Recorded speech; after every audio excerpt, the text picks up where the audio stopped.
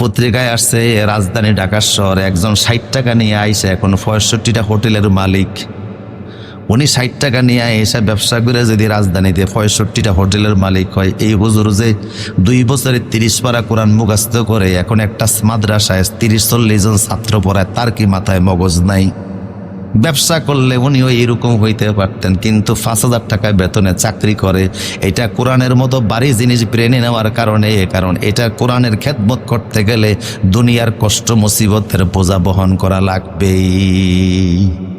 কিন্তু এক শ্রেণীর মানুষ আবার টিটকারি করে, বলে যে হুজুর করে আল্লাহ চালায়, গালগুল বেটকাইয়া বলে, কথা বলেন আছে না নাই?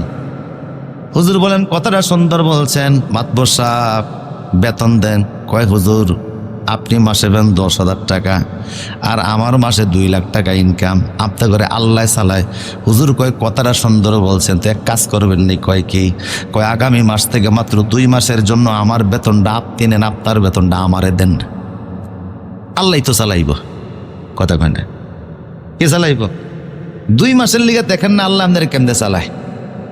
যে আল্লাহ আমারে চালাইতেছে সে আল্লাহ তো আপনারও চালাইব, কথা কন না গা? 2 মাসের জন্য আপনার বেতনটা আমারে দেন, আমার বেতন আপনার পান আর সিগারেটের খরচ আর মোবাইলের খরচ, আর আপনার 2 লাখ টাকা বেতন, এটা তো অনেক টাকা। আল্লাহ যেহেতু চালায় তো আপনি নেন, আমারটা আপনারটা আমারে দেন। এখন মাত্র বিপদে বইরা কয় হুজুর সব ওয়াজ কি আর আমলের লিগা করিনি?